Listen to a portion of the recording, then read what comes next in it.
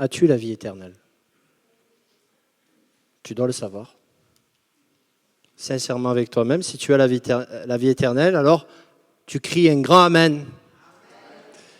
Mais si tu n'as pas la vie éternelle, alors tu te dis, mais comment pourrais-je l'avoir?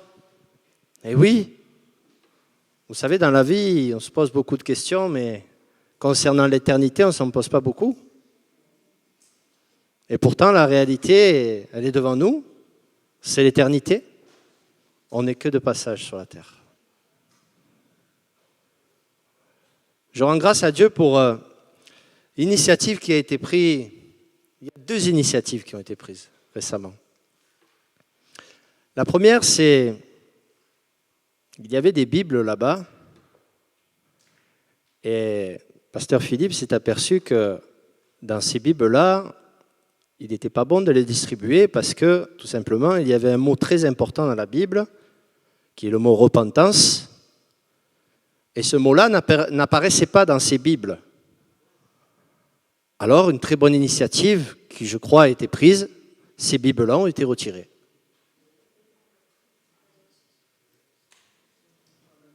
Vous savez aujourd'hui, oui, mais c'est pour faciliter la compréhension des gens. Écoutez, Dieu n'a pas besoin d'être facilité. Dieu parle, Dieu dit. Et ce soir, je voudrais vous parler de la joie dans le ciel pour un seul pécheur qui se repent. Oh, c'est vrai qu'on aimerait tellement. Je ne sais pas pour vous, mais pour moi, en tout cas. On aimerait tellement que les chaises soient remplies. On aimerait tellement. Mais ce qui me réjouit, c'est que ce soir, un seul suffit pour réjouir le ciel. Vous savez, frères et sœurs, ce soir, on est dans une soirée d'évangélisation, mais je voudrais nous encourager, je voudrais faire un simple et bon rappel. Jésus nous a ordonné. Il ne nous a pas suggéré. Il nous a ordonné d'aller prêcher par tout le monde la repentance et la bonne nouvelle que Jésus sauve. Je rends grâce à Dieu pour l'initiative qui a été prise de le rétablissement de la façade de l'église. Oui, je rends grâce à Dieu. Parce que vous savez, même si, il faut dire ce qui est, peut-être si l'église d'aujourd'hui a démissionné de sa mission, c'est-à-dire l'évangélisation, eh bien le Saint-Esprit, lui, est toujours en mission. Et même si pierre vivante que nous sommes, censés contribuer à l'édification, à l'expansion du royaume de Dieu, nous ne remplissons pas malheureusement notre mission, eh bien le témoignage sera rendu par la façade qui maintenant a été restaurée. Oui, je rends grâce à Dieu pour ce moyen d'évangélisation qui est en train de se reconstruire. Vous savez, communiquer l'évangile, ce n'est pas une option. L'apôtre Paul disait du plus profond de ses entrailles, « Malheur à moi, malheureux que je suis si je n'annonce pas l'évangile. » Mes frères et sœurs, êtes-vous heureux de votre salut? Je suis heureux moi aussi. Mais il faut que d'autres le reçoivent comme vous. Sinon, c'est un bonheur un peu égoïste, vous ne trouvez pas?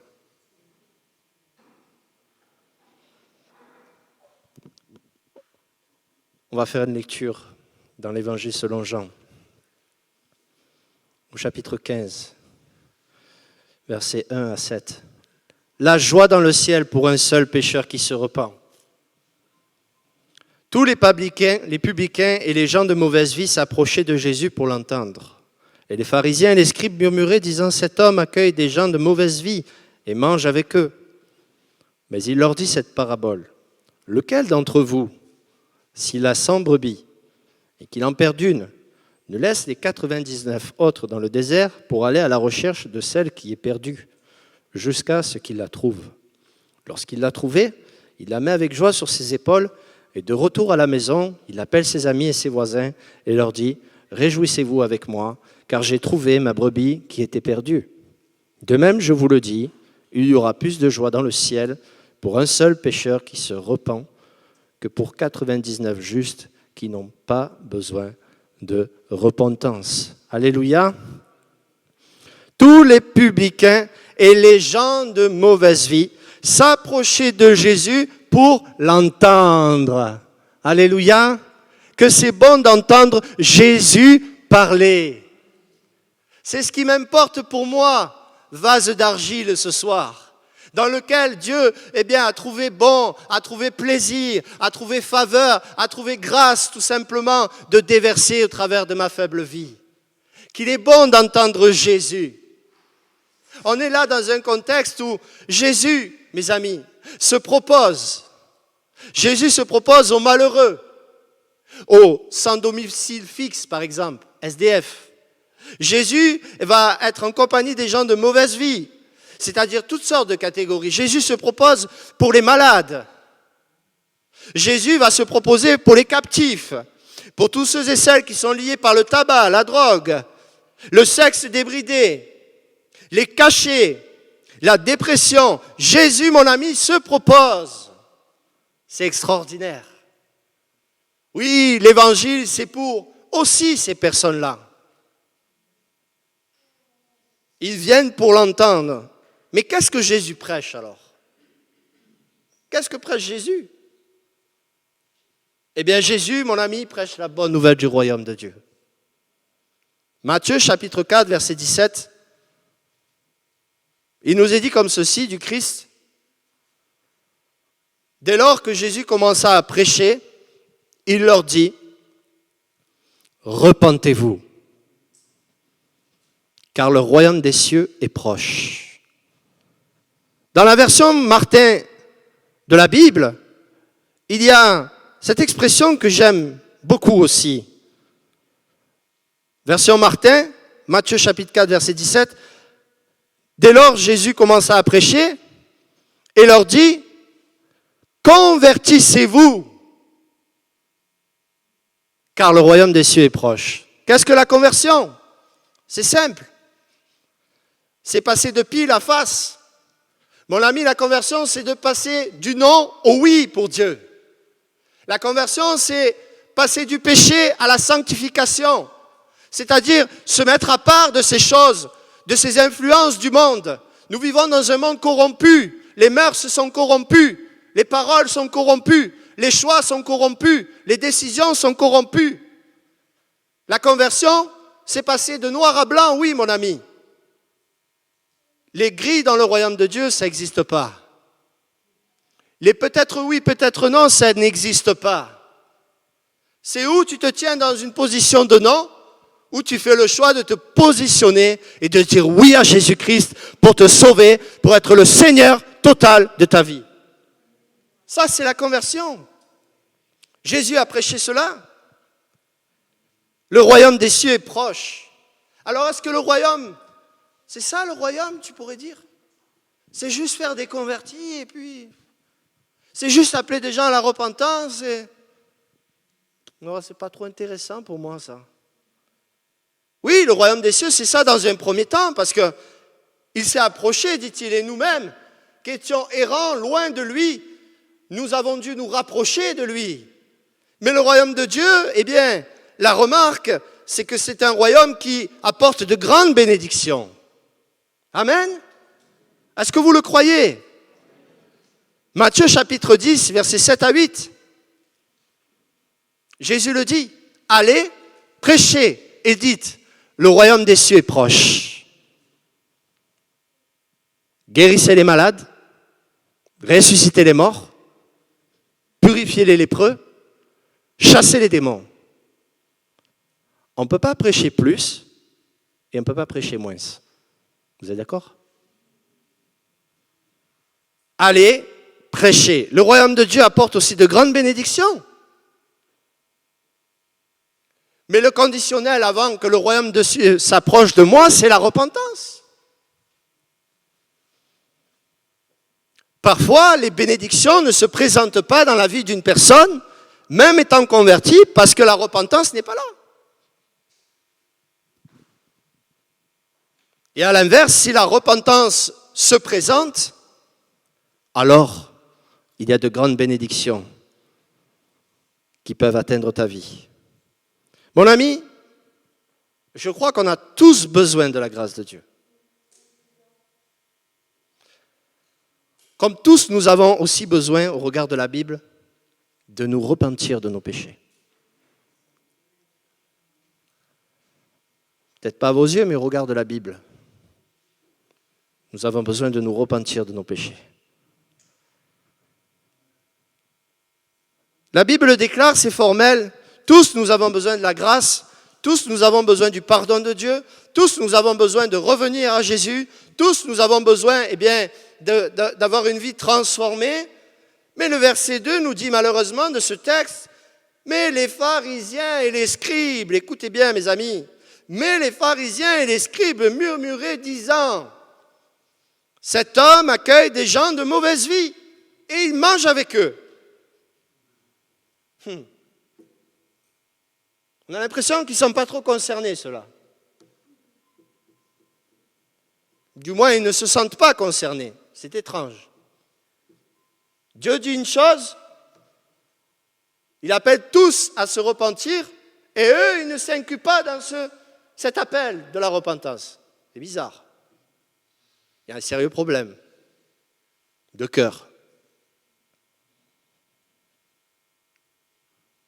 Qu'est-ce qu'un pharisien? J'ai noté, un pharisien, écoutez bien, c'est quelqu'un qui possède la loi de Dieu, mais en qui la loi de Dieu ne le possède pas. Un pharisien, c'est quelqu'un qui possède la loi de Dieu entre ses mains, mais la loi de Dieu, la parole, ne le possède pas. Elle ne prend pas place dans sa vie réellement. Ça, c'est le pharisien. Qu'est-ce qu'un scribe? Un scribe, c'est ceux qui rédigent les Écritures, préparent les écrits de la Torah et même des messages. C'est ceux qui rédigent les Écritures, mais en qui l'esprit des Écritures ne peut rédiger sur les tables de leur cœur la parole de Dieu. L'esprit des Écritures, c'est-à-dire le Saint-Esprit qui a inspiré les Écritures.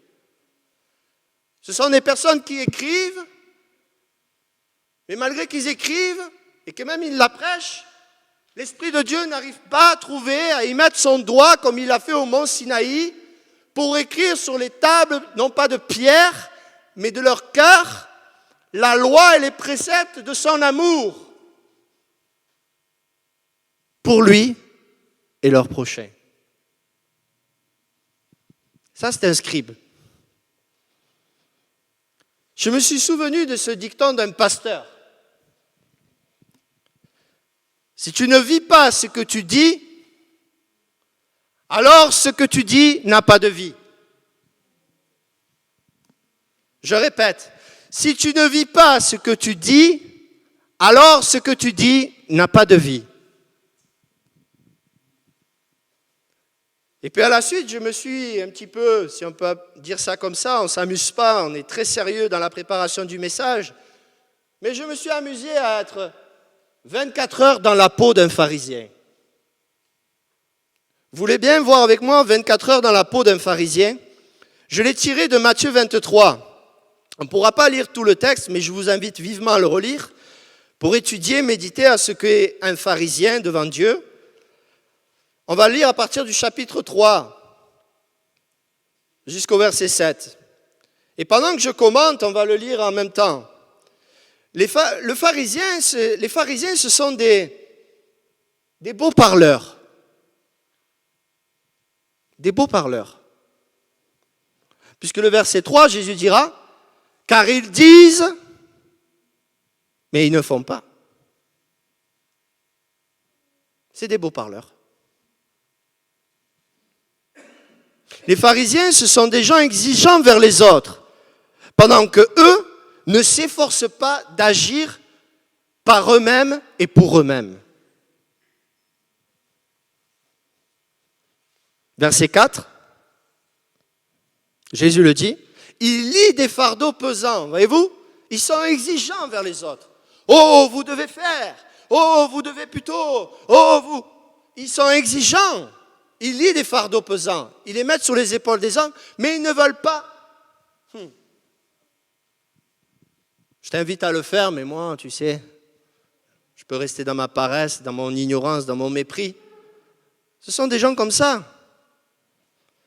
J'ai noté que les pharisiens, ils ont le syndrome, écoutez bien, ils ont le syndrome « m'as-tu vu ?»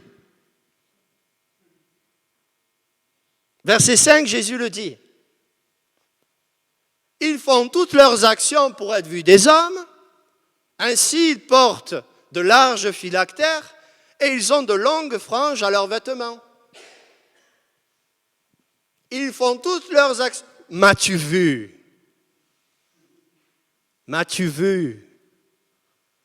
M'as-tu vu comme je suis en Christ, comme je suis spirituel, comme je porte beaucoup de fruits? M'as-tu vu? Ils ont le syndrome.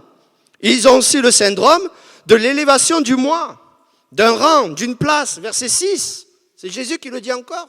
Ils aiment la première place dans les festins et les premiers sièges dans les synagogues. Élévation du moi.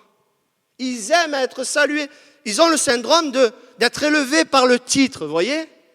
Oh, qu'il est spirituel celui-là.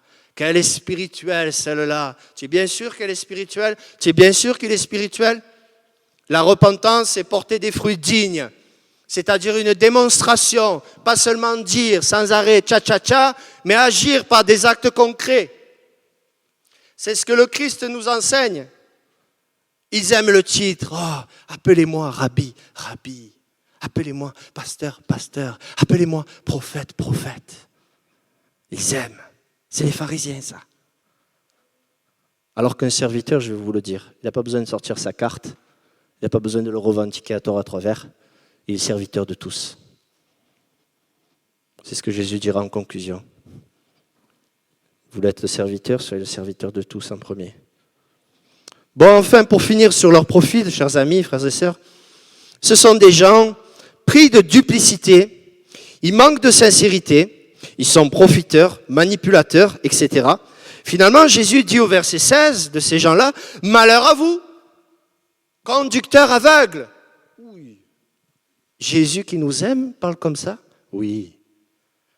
Et Jésus nous aime et il nous dit la vérité. Et c'est parce qu'il nous aime purement, franchement, dans la lumière, qu'il dit la vérité, malheureusement, à l'état de ses cœurs. Bon, ça, c'était le pharisien. Mais le titre, c'est qu'il y a plus de joie, mon ami, dans le ciel, pour un pécheur qui se repent. Alors, si tu veux bien, mon ami, laisse-moi te parler de celui, maintenant, que l'on nomme le Christ. Celui que la Bible appelle le chemin, la vérité et la vie. Te parler du bon berger qui a donné sa vie pour toi. Pécheur perdu. Le Fils de l'homme, nous dit Matthieu 18, verset 11, c'est très simple, est venu sauver ceux qui étaient perdus. Je ne suis pas perdu, moi. Mon ami, ce qui te perd, loin de la présence de Dieu, c'est le péché dans ta vie. Mon ami, ce qui te perd, c'est le péché dans ta vie. Loin de sa présence, loin de son royaume, c'est rien d'autre que le péché. Romains chapitre 3, versets 9 à 12. Paul, dans sa théologie du salut par la grâce, par le moyen de la foi, le dit bien clairement. Quoi donc? Sommes-nous plus excellents? Il y en a qui diront oui, moi oui. Mais Paul dit l'Esprit Saint, nullement. En faisant le parallèle avec Israël, les païens et les Grecs. On n'est pas meilleurs, dit-il, car nous avons déjà prouvé que tous, juifs et grecs, gitans, arabes, espagnols, chinois, sont sous l'empire du péché. Selon qu'il est écrit, il n'y a point de juste, pas même un seul. Nul n'est intelligent, nul ne cherche Dieu. Tous sont égarés, tous sont pervertis. Il n'en est aucun qui fasse le bien, pas même un seul. Mon ami, c'est le péché dans ta vie qui te perd loin de la présence de Dieu. C'est le péché. Mais mon ami, la bonne nouvelle, c'est que Jésus t'aime. Jésus te cherche. Il cherche ton cœur. Il t'appelle ce soir. Jésus ne te laisse pas errer, égaré, lointain. Jésus cherche ta vie. Il veut la soigner. Il veut la sauver. Il veut la laver. À la croix, nous dit l'Écriture, Ésaïe chapitre 53, verset 6. Nous étions tous errants. Non pas quelques-uns, nous étions tous errants comme des brebis. Chacun suivait sa propre voie et l'Éternel a fait retomber sur lui l'iniquité de nous tous. Comment est-ce possible de dire je ne suis pas concerné en tant que pécheur? Je ne suis pas pécheur. Mon ami, ce n'est qu'une vaine et fâcheuse illusion. La parole de Dieu qui sort de sa bouche, c'est la lumière des hommes. En elle était la lumière, c'est-à-dire en Christ, et la lumière était la lumière des hommes. La parole n'est pas faite pour t'humilier, la parole est faite pour révéler ton péché, révéler ton état de cœur, révéler ton besoin de la vie éternelle, révéler ton besoin de repentance. Mon ami, le Saint-Esprit t'appelle ce soir. C'est le moment d'entrer en toi-même. Luc chapitre 15, versets 17 à 18. Oui, ce soir, c'est vraiment le moment. Pas de porter tes regards omnibulés sur un prédicateur. C'est le moment d'écouter la voix de l'Esprit. L'Esprit te dit, c'est le moment maintenant d'entrer en toi-même. Qu'est-ce que cela signifie? C'est de faire une introspection de toi-même. C'est d'arrêter à te comparer avec les autres comme le faisaient les pharisiens. C'est de commencer à faire toi-même un face-à-face avec la lumière de la Bible. C'est arrêter de juger ton prochain, de voir la poutre, la paille qui est dans son œil et de ne pas voir la poutre qui est dans le tien. Mon ami, laisse ton prochain régler ses affaires avec Dieu. Toi, règle tes propres affaires avec lui. Le salut est individuel, mes amis. Ça nous regarde chacun de nous individuellement. Étant entré en lui-même, il se dit, combien de mercenaires chez mon père ont du pain en abondance. Et moi, ici, je meurs de faim. Et moi, ici, où? Là, dans la boue du péché, dans le bourbier de ce monde, dans le calvaire de ce monde. Et moi, ici, je meurs de faim. Ce fils, il était affamé, il avait soif. Eh bien, de voir dans sa vie la paix du Seigneur. Il avait soif dans sa vie de retrouver la joie du Seigneur. Il avait soif, il avait faim. Il a dit, quand il est rentré en lui-même, quand il a arrêté les olé, parce qu'il a fait la teuf dans le monde, il a mangé le monde, mais le monde ne lui a rien donné. Et lorsqu'il s'est retrouvé dans la réalité de la nécessité, son âme avait soif, son âme avait faim. Il a dit, moi je suis là. Et je suis mort de faim. Pourquoi tu restes mort de faim dans le monde quand tu sais que dans la maison du Père, il y a du pain en abondance? Oh, il y a du pain en abondance. C'est ton cœur qui a besoin d'être rassasié, mon frère. C'est ton âme qui a besoin d'être abreuvée, ma sœur. Courir à monts et par veaux dans ce monde pour essayer de te rassasier, crois-moi, tu perds ton temps. Je suis le pain de vie, a dit Jésus. Et celui qui me mange n'aura jamais faim. Il est rentré en lui-même. Je me lèverai, J'irai vers mon Père et je lui dirai, mon Père, j'ai péché contre le ciel et contre toi. Voilà, mon ami, la bonne attitude à adopter ce soir. Non pas à l'image d'un pharisien, surtout pas. La bonne attitude à adopter ce soir, mon ami. Laisse le Saint-Esprit éclairer ta vie. Laisse le Saint-Esprit de Dieu éclairer ta vie. Laisse-le éclairer ton cœur. Laisse le Saint-Esprit te conduire vers ce Dieu d'amour, rempli de compassion pour toi. Repends-toi de tes péchés, le ciel s'ouvrira. Repends-toi et le ciel se réjouira. Repends-toi et le ciel te sauvera.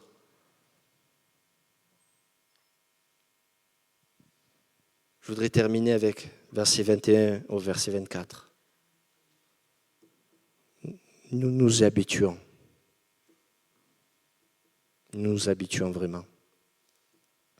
Pensant que Dieu est un Dieu qui se plie à nos habitudes. Le Seigneur est le même, il ne change pas, nous dit l'Écriture. Ce qu'il a dit hier, il le dit aujourd'hui, il le dira demain. La repentance, ce n'est pas pour autrefois. Je peux t'assurer que si tu conçois comme cela, tu es toi-même en danger. La repentance, la Bible dit aujourd'hui, le Saint-Esprit dit aujourd'hui, si quelqu'un entend ma voix, surtout qu'il n'endurcisse pas plus son cœur.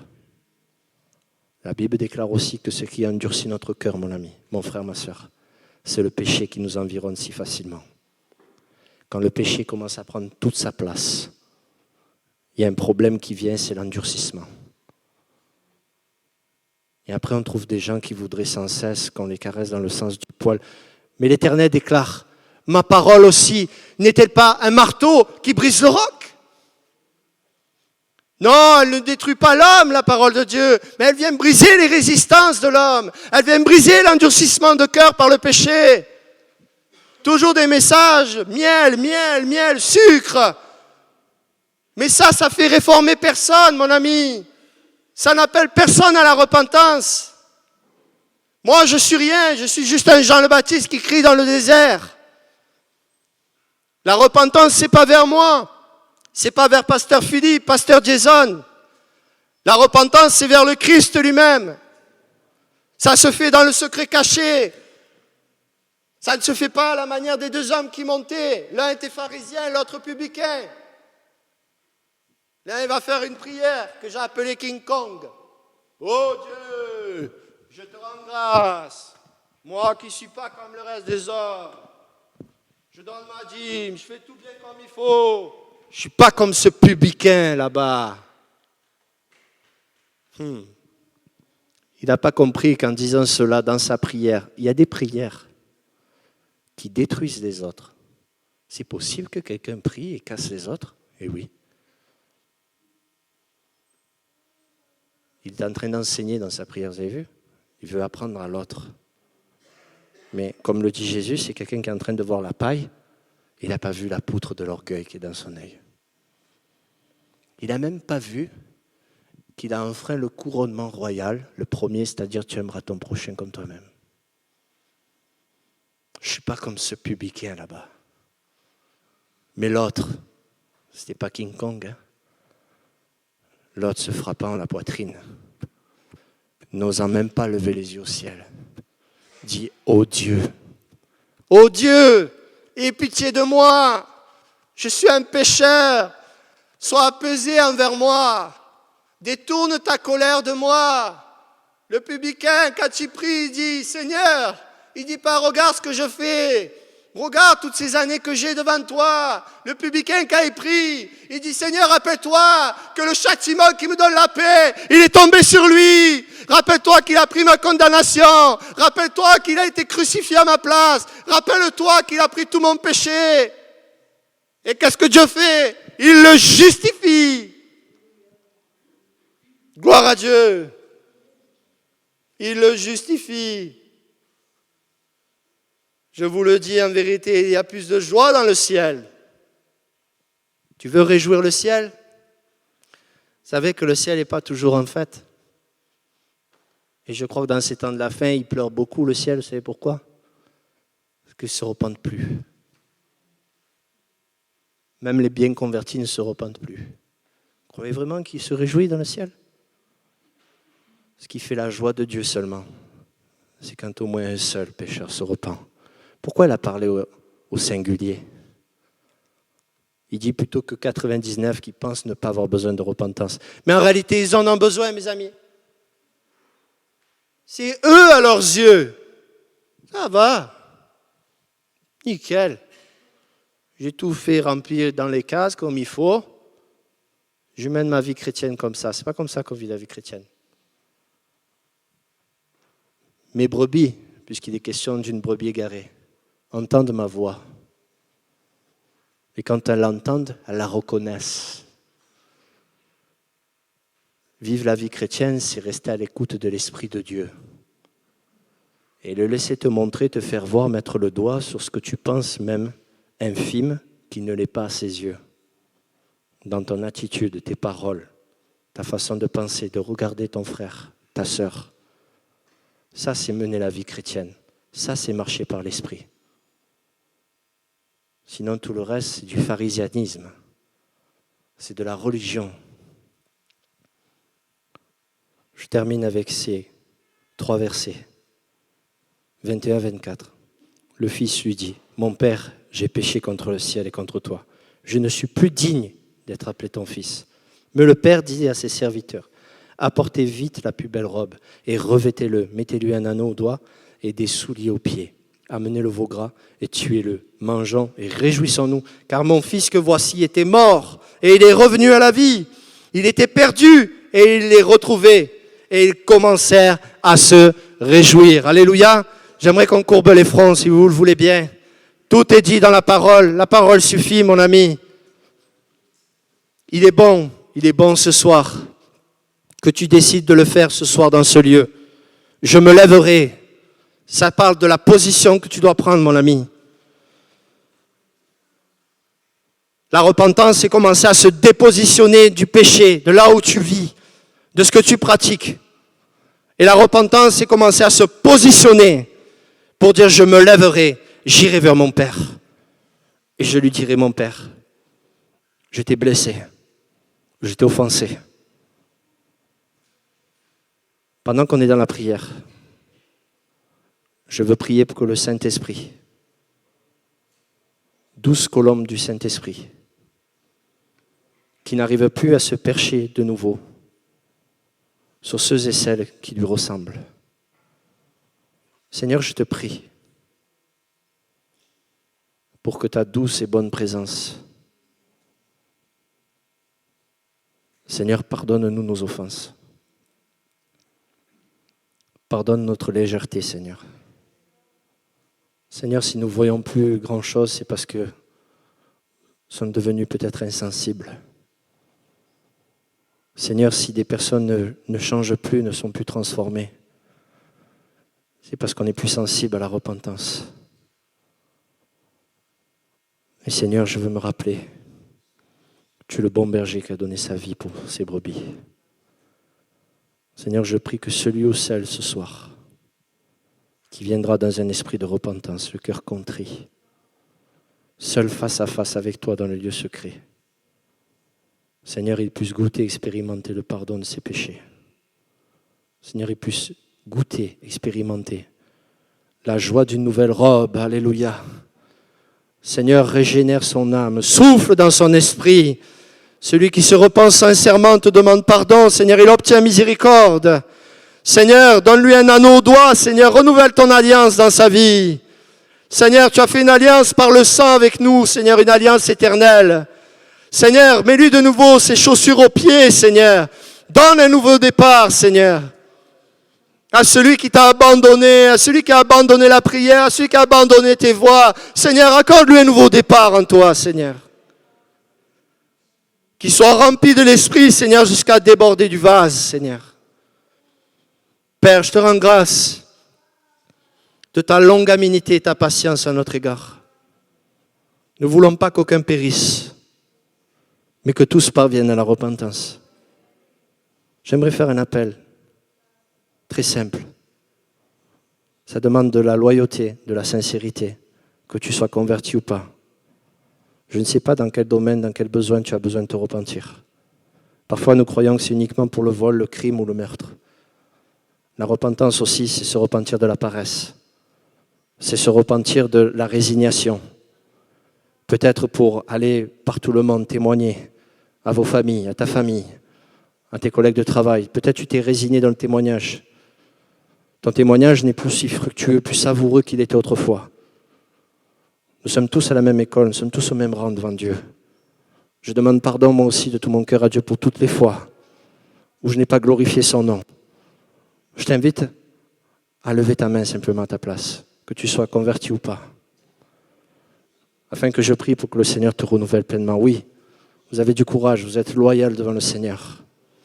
Et parce que le Seigneur voit votre courage et votre loyauté comme un acte de foi, le Seigneur va agir dans votre vie maintenant.